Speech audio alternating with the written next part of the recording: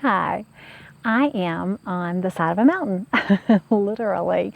This is one of my favorite places on earth. It is some land that my family has had for probably 50 or 60 years, and my husband and I are fortunate enough to have it now.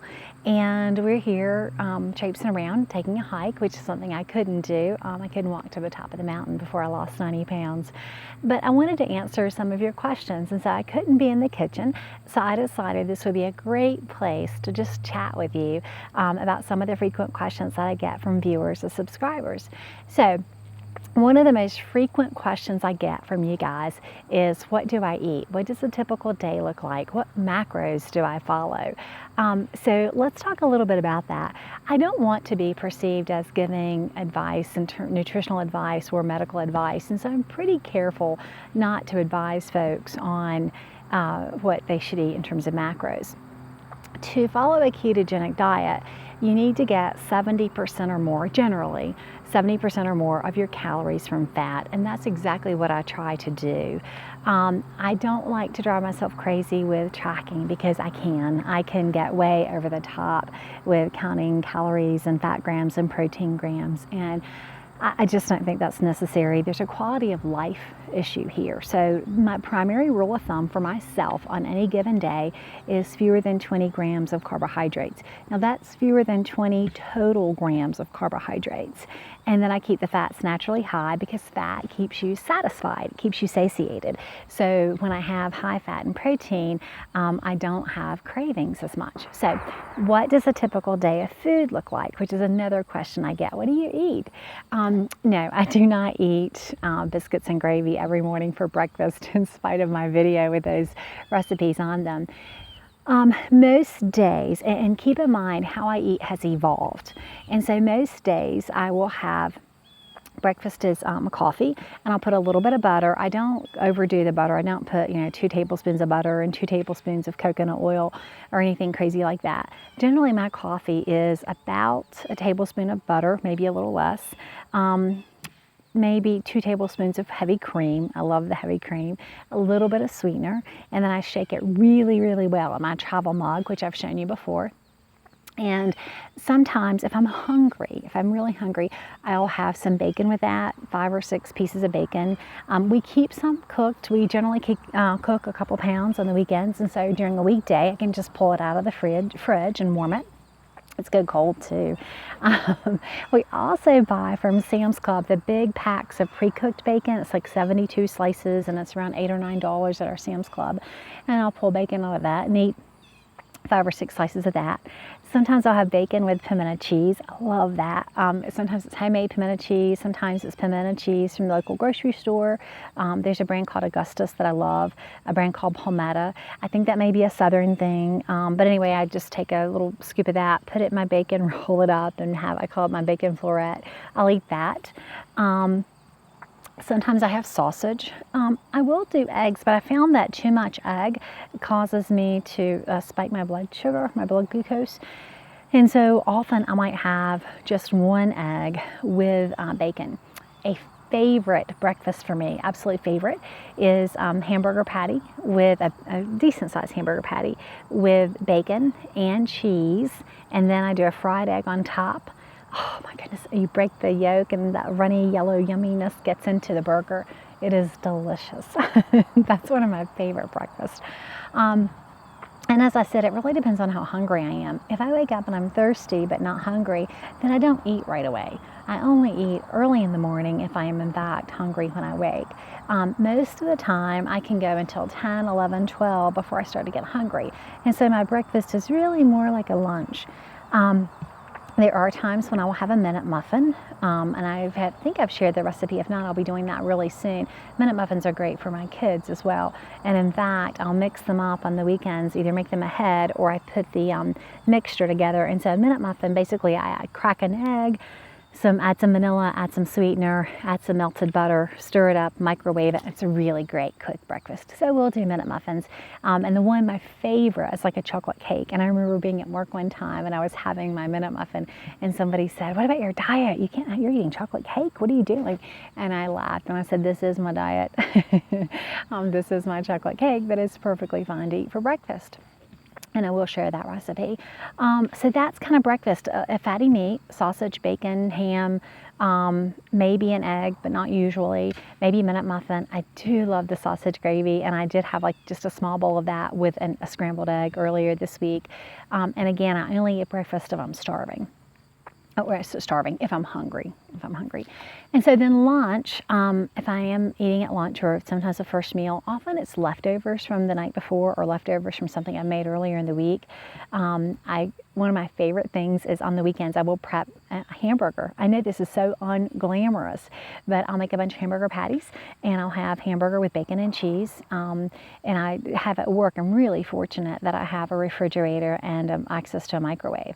And so I can simply take my burgers and cheese and bacon stored in my fridge at work and then just warm that up whenever I'm ready for something to eat.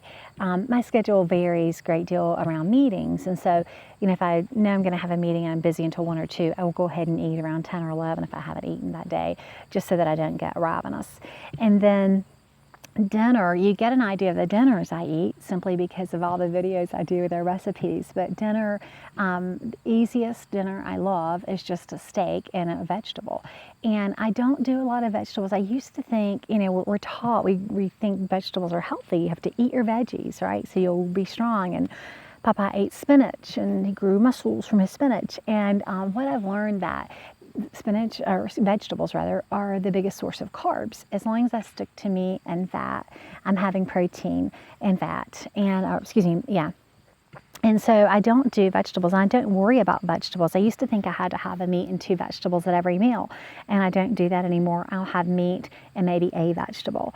My quick go-to meats during the week, I'll do a chuck eye steak or a ribeye that I found on sale, pull it from the freezer, Philly cheesesteaks, I eat that.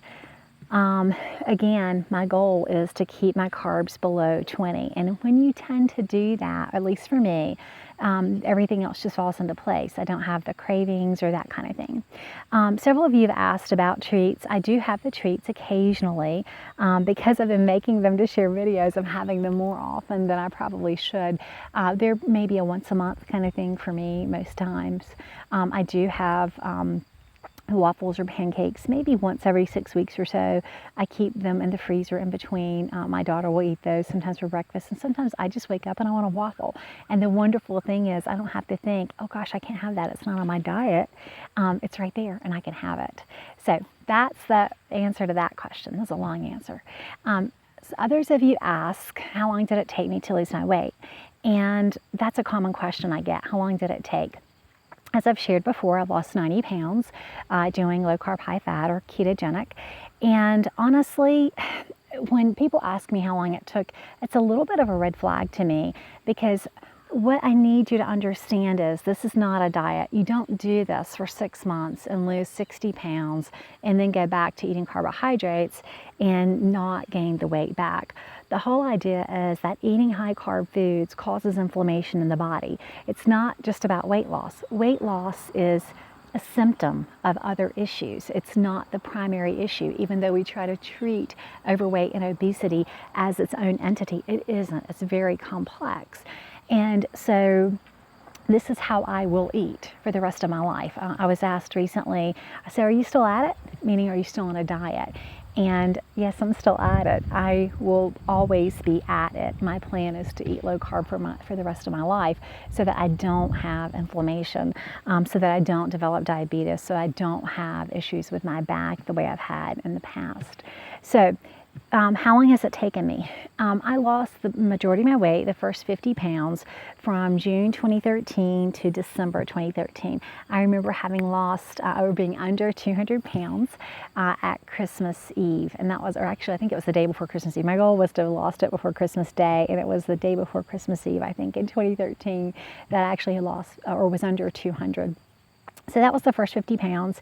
After that, it was much more slow, and I don't know if that was me, if it was stress issues, but it took me probably another year to lose the additional 40 pounds.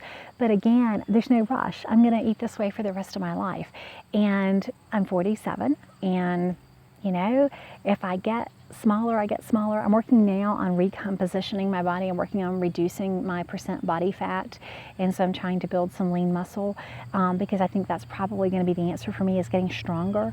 And as we women age especially, we've got to be stronger and take care of our bones and our overall health. And so that's kind of priority for me. I have not exercised. I don't do cardio. I do not like to sweat. So that has not been a priority for me. Now, some people do and get great results, and that's wonderful. We're all so different, and so you have to find out what works for you. If I had tried to do exercise and change my lifestyle to eat low carb, high fat, I don't think I could have sustained it.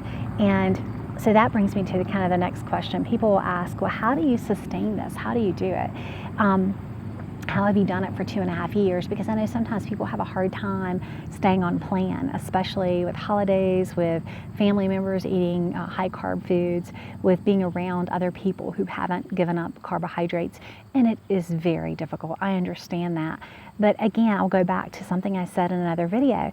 When I look at foods, I don't think, oh wow, those donuts look yummy. I don't think that anymore. I look at foods like donuts or cakes or pastries or bread, and I think, my body can't tolerate that.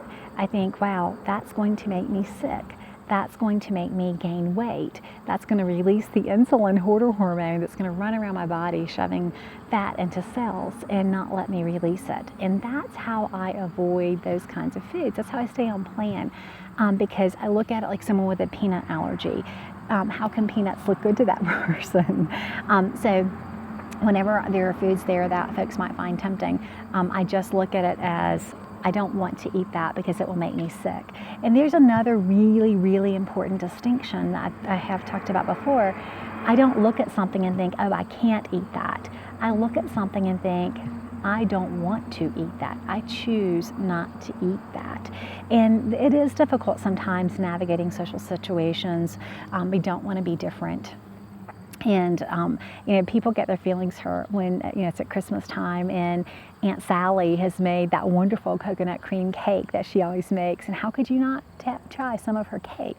And I think at that point you have to just really stick to the idea of, I love Aunt Sally. She is not her cake.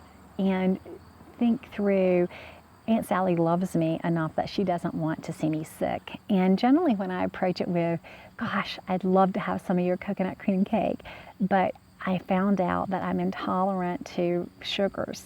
And if I have that, it's going to make me sick. So instead of having that, let's go have a cup of coffee and sit on the porch and catch up, or talk about that time that you took me to my first R-rated movie.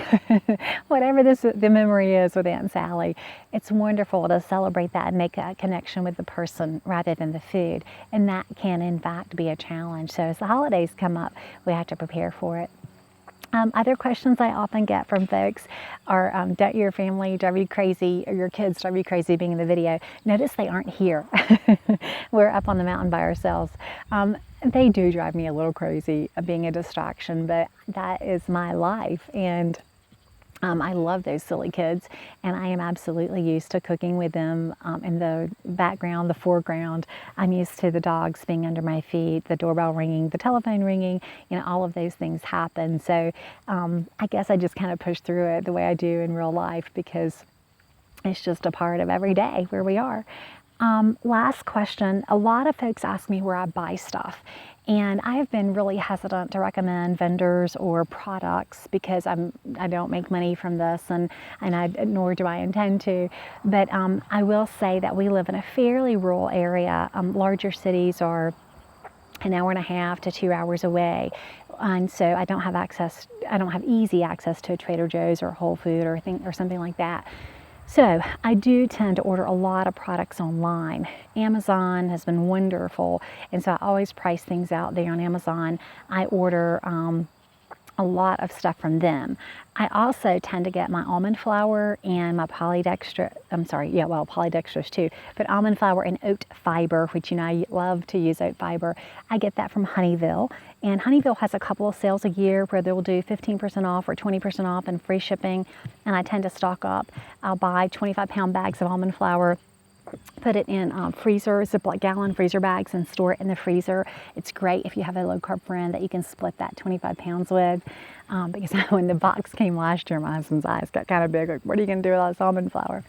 But anyway, so Honeyville, and it's one word, Honeyvill, Honeyville is wonderful. Nutrition is another great source. I order moon cheese from them. Love moon cheese. It's crazy expensive, but I love it. Nutrition's great. VitaCost, VITACOST, is another really good resource. And Nutrition, Honeyville, places like that tend to have flat rate shipping, which is really helpful, especially if you're ordering quite a bit of stuff. So those are kind of my sources. I do, when I get to Trader Joe's, even though it's about an hour and a half, whenever I get within a few miles of a Trader Joe's, we stop, and I always stock up on their cream cheese, which I love. And you can watch my video to see all the products I love from Trader Joe's. And the same thing with Whole Foods if we get close by. We do have a fresh market in town, and that's another great resource. And we have a local store that's locally owned that I try to buy from when I can. The fresh market now carries Swerve and almond flour. Their prices aren't always the greatest, and usually I can find online what I'm looking for. So those are some of the answers to the questions that you guys tend to ask me.